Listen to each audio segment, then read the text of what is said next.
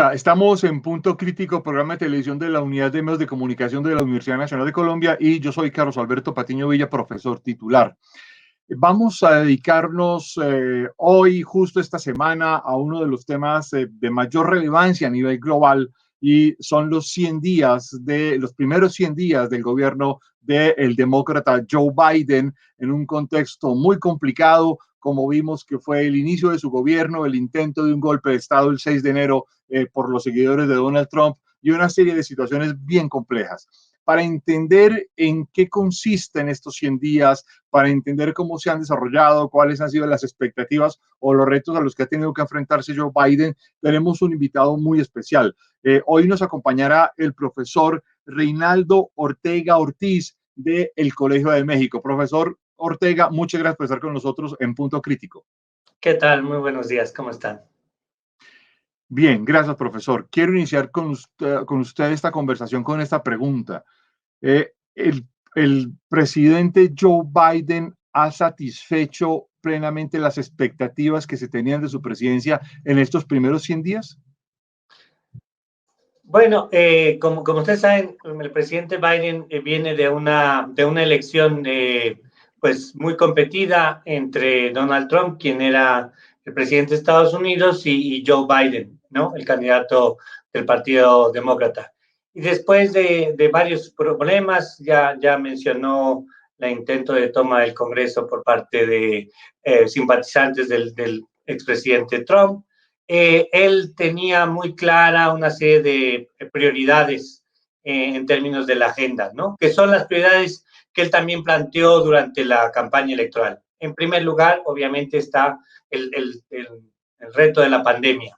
Y para este reto, él se planteó una política muy clara que tiene que ver con la vacunación de millones de estadounidenses. En esto se avanzó, él prometió 200 millones para este momento y los ha cumplido con creces. 200 millones de dosis han sido aplicadas, lo que, pues como muchas son de 2 dosis, pues eso implica poco menos de 100 millones de personas que ya tienen la vacunación completa, que ese es uno de los, sin duda es el primer reto de esta administración.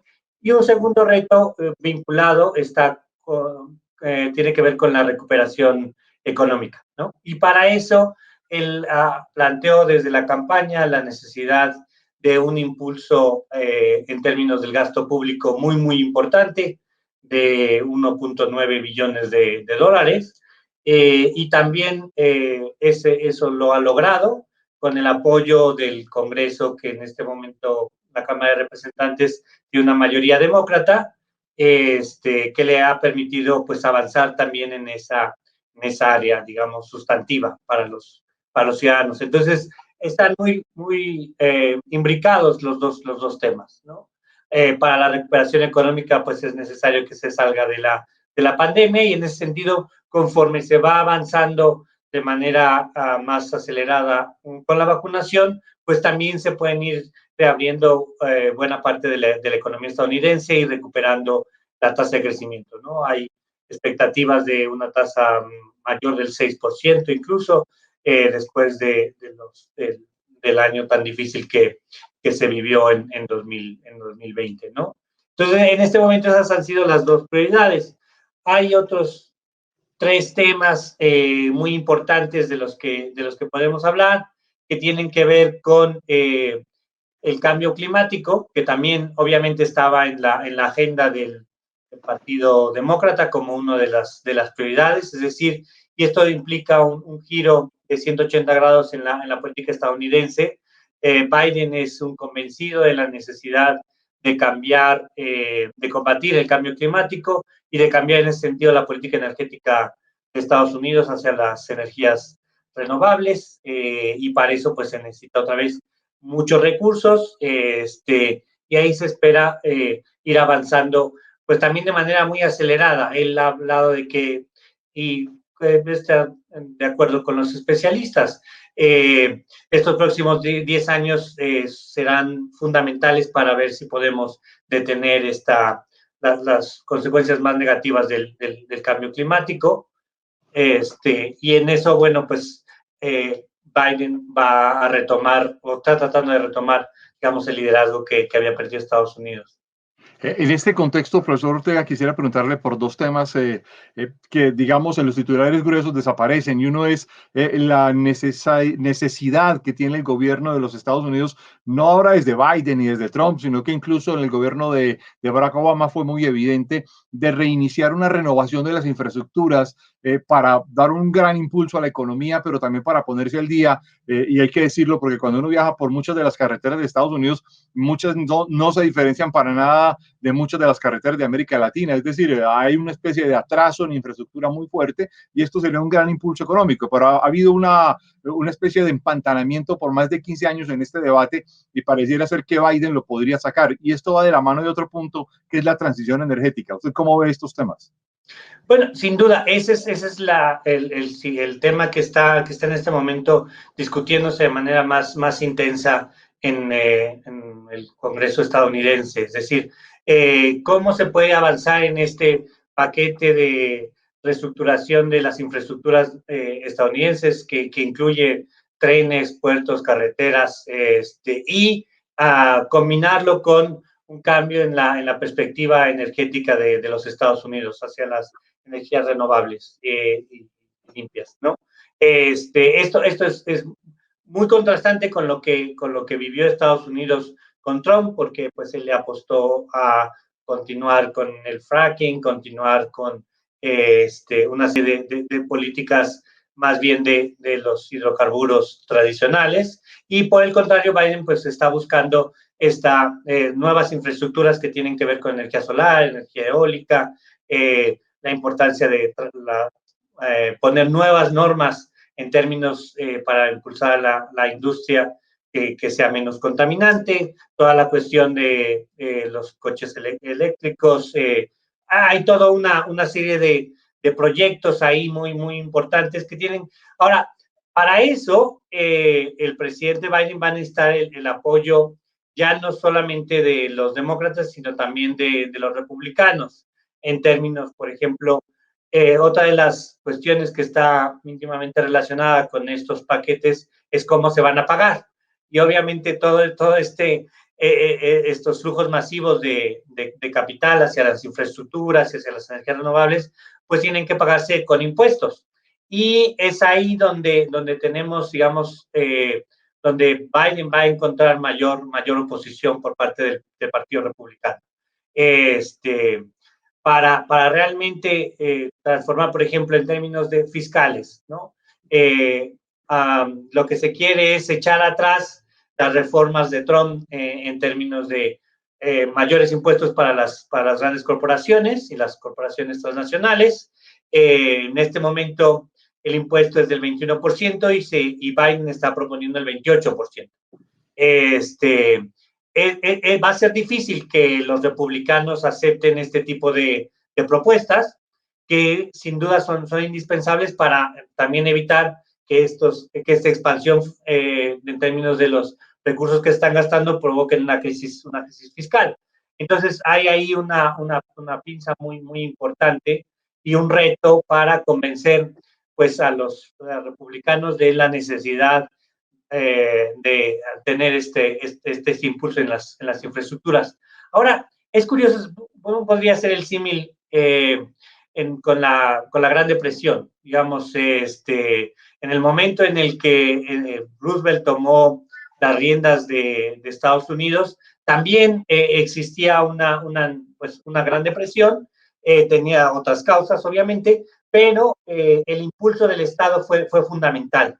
Y ahí realmente la coalición que se formó es con los demócratas sureños, que eran muy conservadores y racistas. Pero fue con ellos con quienes al final Roosevelt tuvo que construir una coalición suficientemente grande para impulsar pues todos los proyectos de impulso económico que implicaron el nuevo trato, ¿no? Entonces, de cierta manera, en este momento Biden se encuentra en una situación más o menos similar porque es a los republicanos, digamos, más conservadores, a quienes tiene que convencer. Ahora, hay otro reto que también es, y ahí es mucho más difícil, ahí yo soy menos optimista, que tiene que ver con la migración.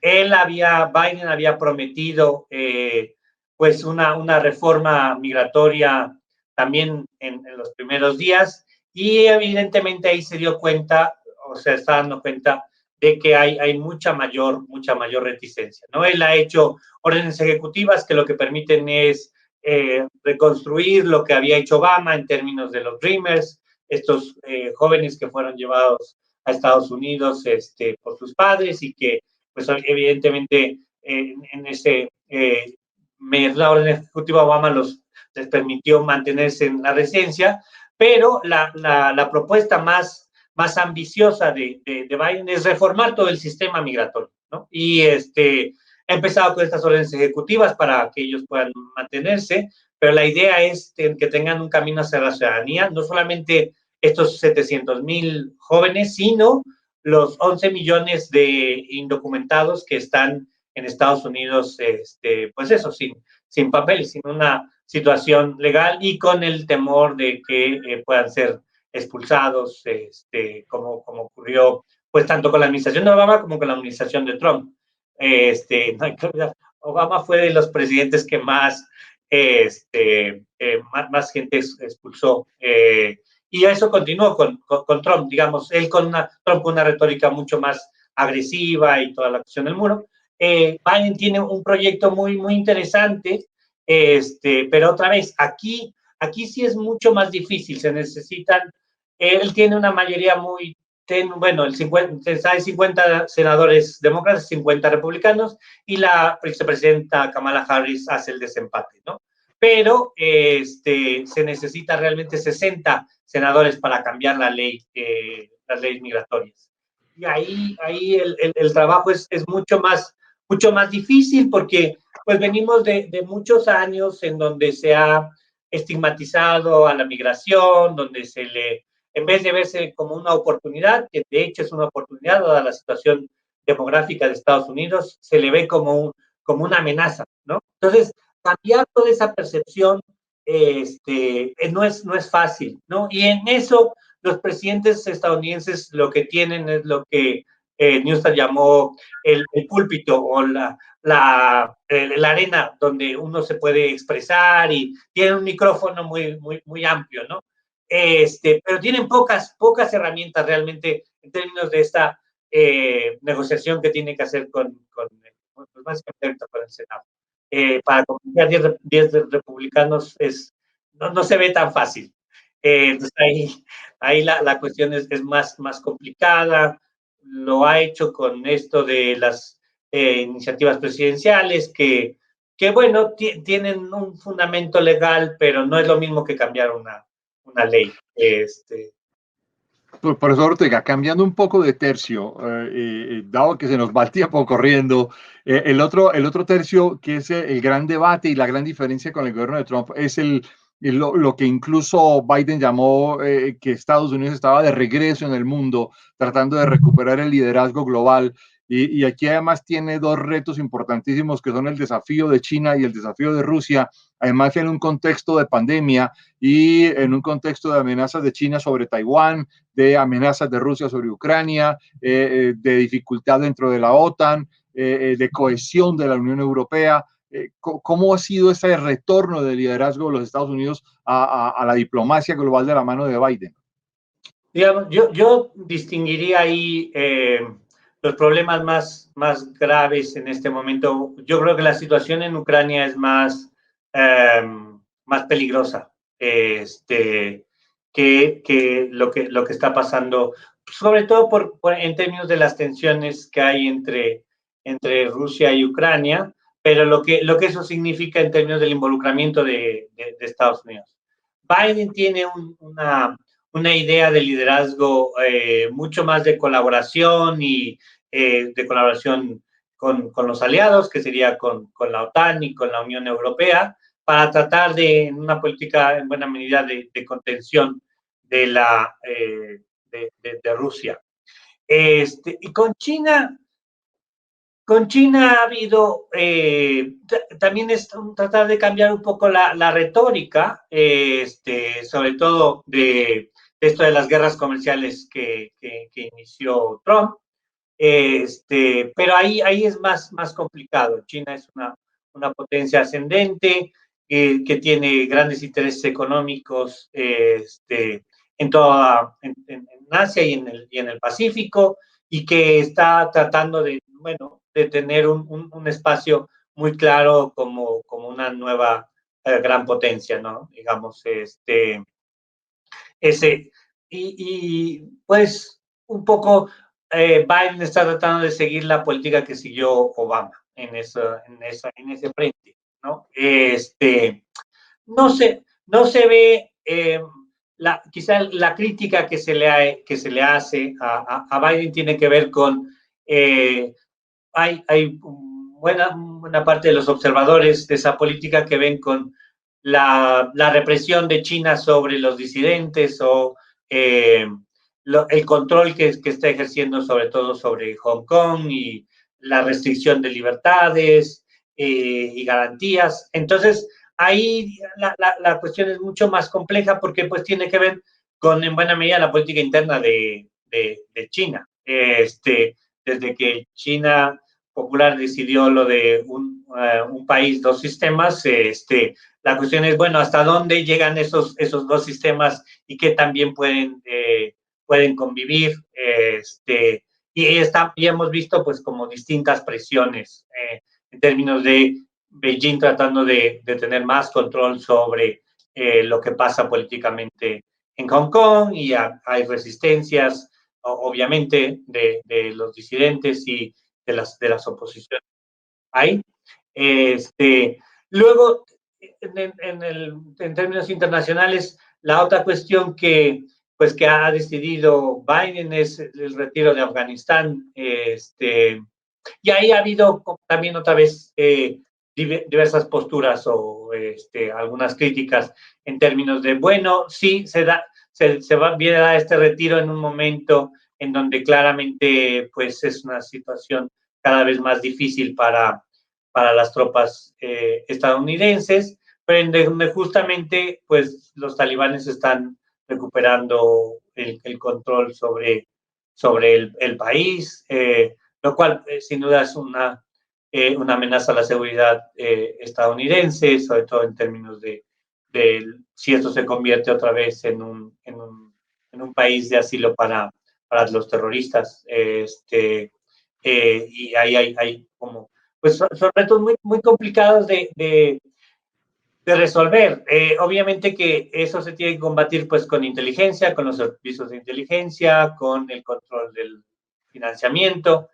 Otro reto ahí, pues, que también hay como críticas, es toda la cuestión de los aliados de Estados Unidos en Medio Oriente, tanto Arabia Saudita, con todo el problema del asesinato del periodista, y lo que ha habido críticas por parte de la administración Biden, pero pues más allá de eso no se ve que pueda hacer mucho.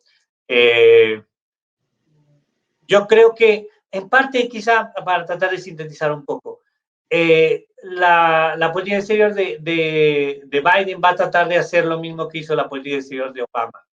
Ellos tienen un frente interno muy importante, y entonces el chiste es que el resto del mundo no los distraiga de ese frente interno. Me parece que tiene ese mismo reto, y en buena medida su política exterior va a estar determinada por su política interna.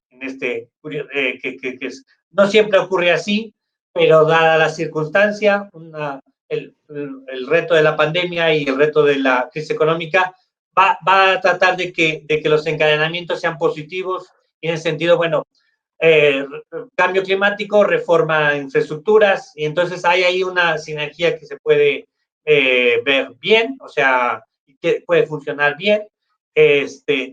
Vamos a ver si en los otros frentes también, pero no es tan fácil, o sea, que hay que ocupar muchos recursos también para el exterior si Estados Unidos quiere recuperar el liderazgo que tiene, y entonces pues tendrá que invertir la OTAN y tendrá que invertir en la reconstrucción de sus alianzas para equilibrar los otros poderes, ¿no? Ahí, por ejemplo, en Asia, otro de los actores más importantes va a ser India para los próximos años, para la política de Estados Unidos, como para equilibrar la región.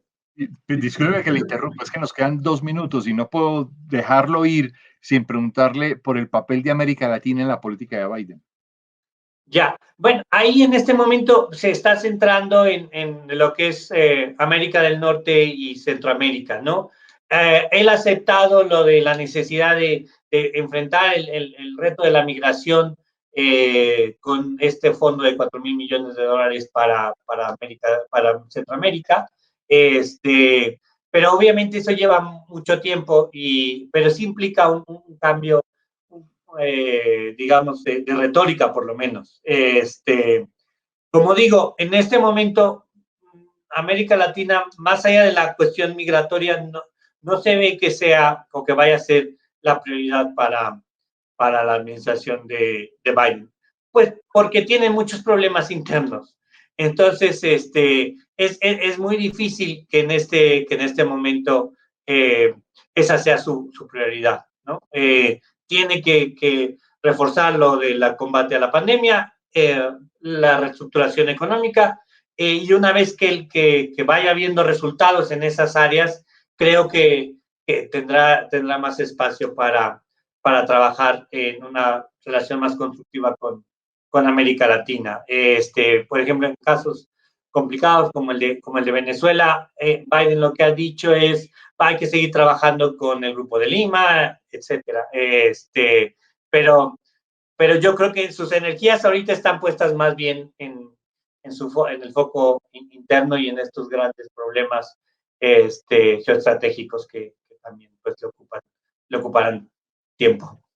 Pues, profesor Reinaldo Ortega, quiero agradecerle muchísimo su explicación para nosotros acá en Punto Crítico. Muy amable. Muchas gracias por la entrevista. A ustedes los esperamos en una próxima emisión de Punto Crítico. Muy amables.